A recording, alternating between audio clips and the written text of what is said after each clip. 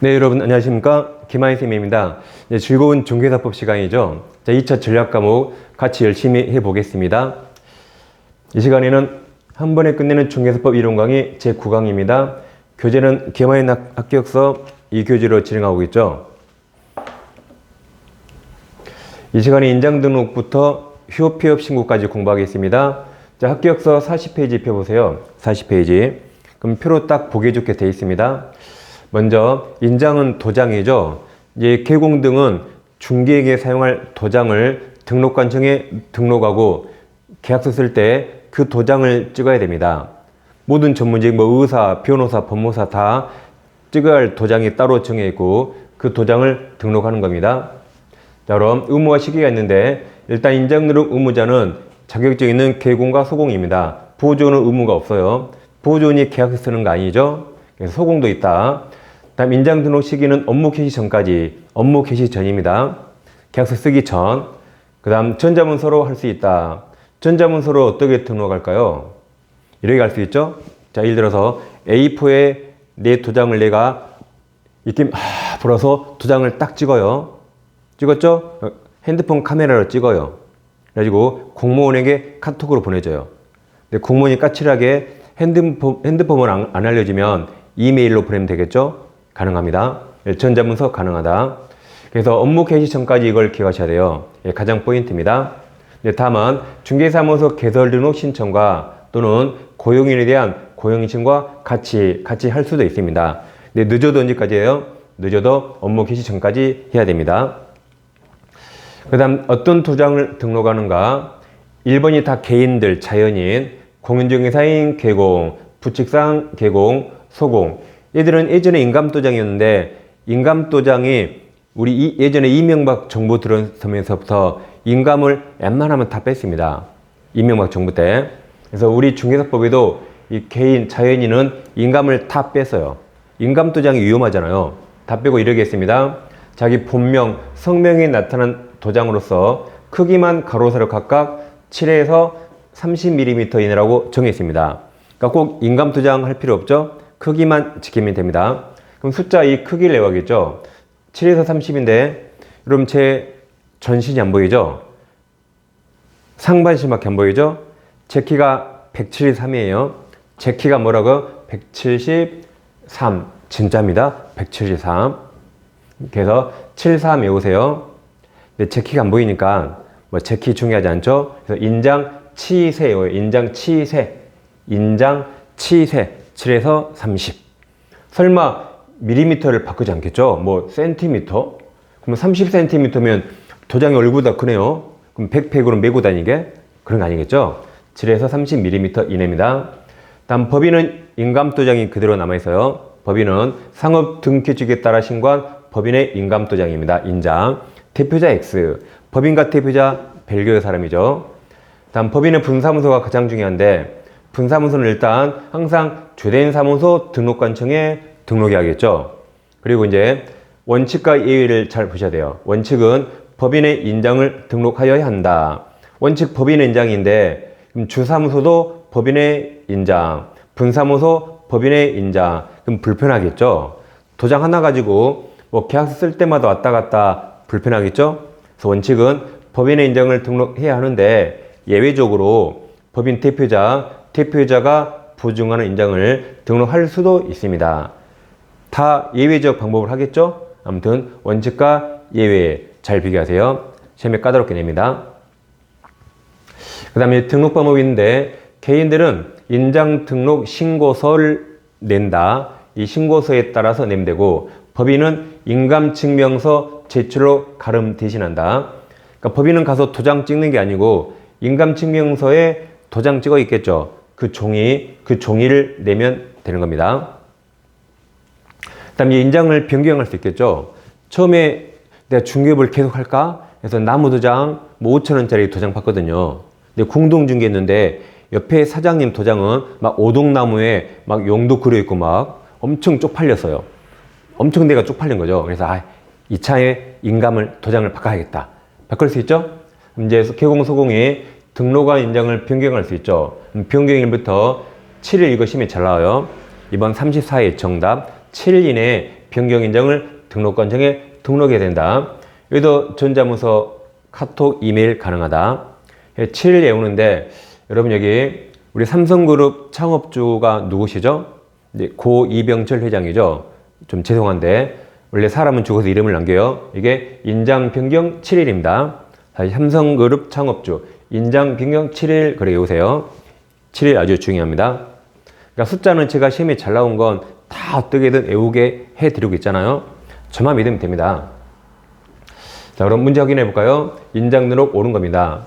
1번 중개보조는 인장 등록 해야 한다 틀렸죠. 보조는 할 수는 있지만 해야 할 의무는 없습니다.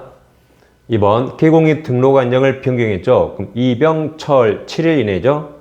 3번 분사무소 주의하세요. 분사무소 사용할 인장은 분사무소 소재 시군구 아니죠. 주된 사무소 소재 시군구청장에게 등록하죠.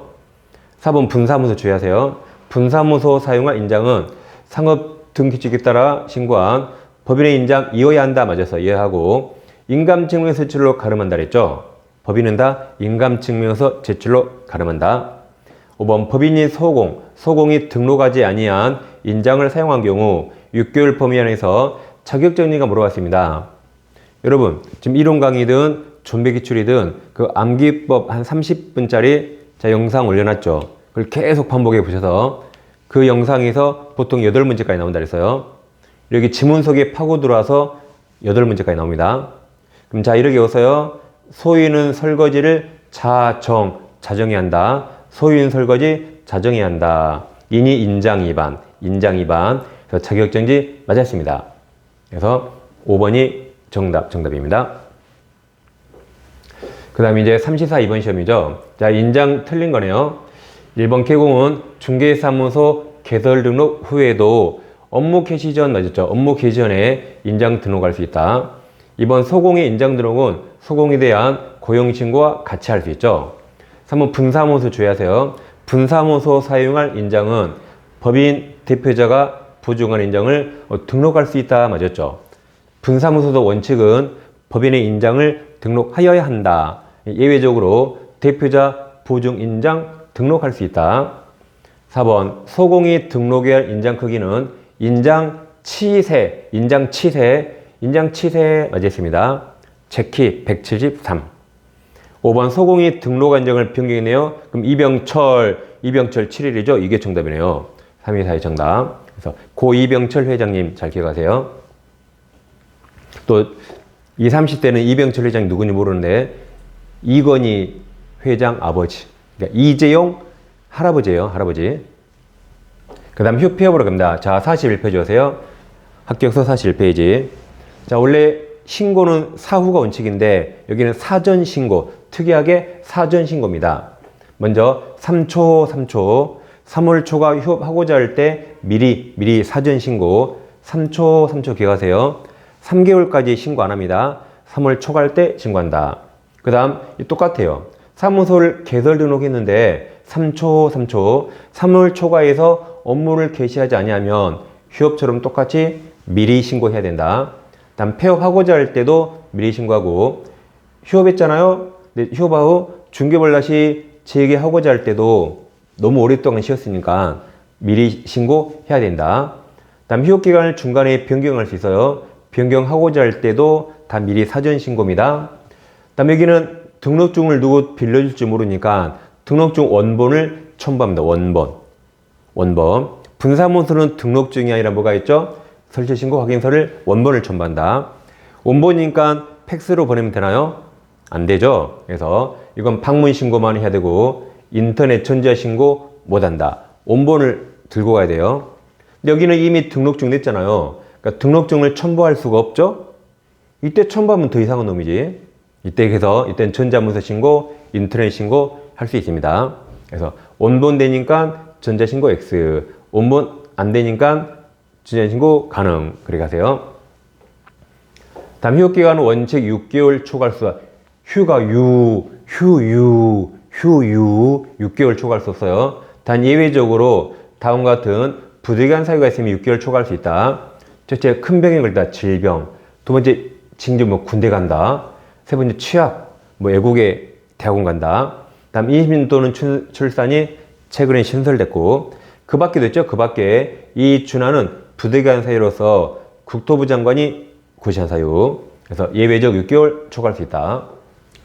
다음 이제 분사무소는 당연히 주사무소와 별개죠. 주사무소 별도로 분사무소 별로 각각 휴업 신고할 수 있다.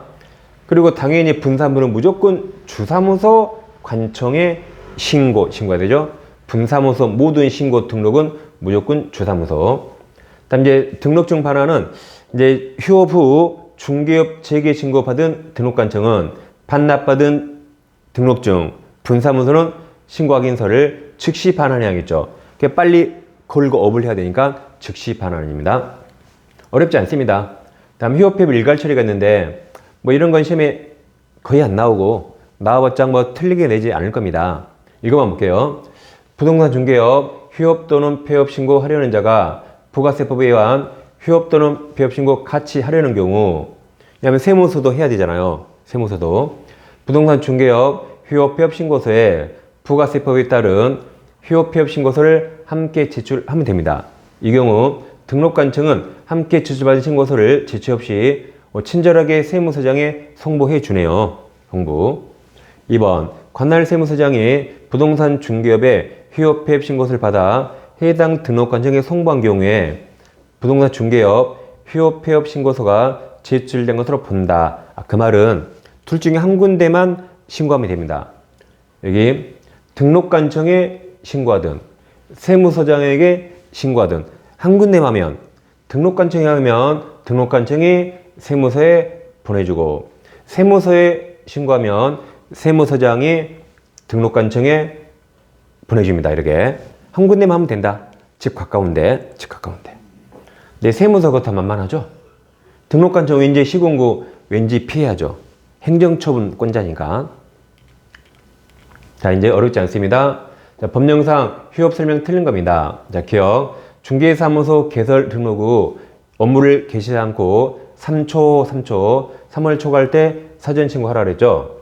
니은 법령에 정한 사유를 제하고 휴 6개월 6개월 초과할 수 없죠.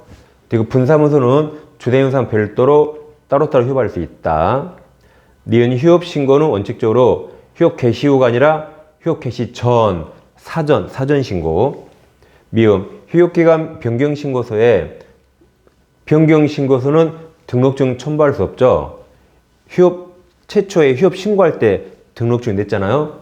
그래서 틀린 거니까 정답은 5번이 됩니다. 다음 34의 문제. 자, 휴업 폐업 옳은 겁니다. 기억. 분사무소 폐업 신고할 때 분사무소는 등록증이 아니죠. 설치 신고 확인서 원본 첨부 맞았습니다. 니은 임신은 6개월 초과해서 휴업할 수 있죠. 임신, 출산, 최근에 신설되고 시험에 나왔네요. 디귿 업무정지 처분받고 부동산 중개업 폐업 신고한 개공은 업무정지 기간이 지나지 아니하면 결격이죠. 무정하게 재파로 등체수 기억납니까? 무정하게 재파로 등체수 그 무정. 그럼 무정이 지나지 않았죠? 그럼 결격이라 등록할 수 없다로 끝나야 되죠. 그래서 정답은 2번이 됩니다. 자, 35의 중개사법 교재가 합격서 요약집 지금 하고 있고 기출문제도 꼭 같이 병행하셔야 됩니다. 두 권을 동시에 구입하시면 할인 댁드려요. 계좌에 입금하시고 핸드폰 문자로 4가지를 정확히 기재해 주세요. 특히 과목명, 민법인가 중개사법인가 꼭 적어주고 교재명도 둘 중에 하나 같이 또는 두 권 모두 이런 식으로 적어주면 되겠습니다. 자, 잠시 후 다시 찾아뵙겠습니다.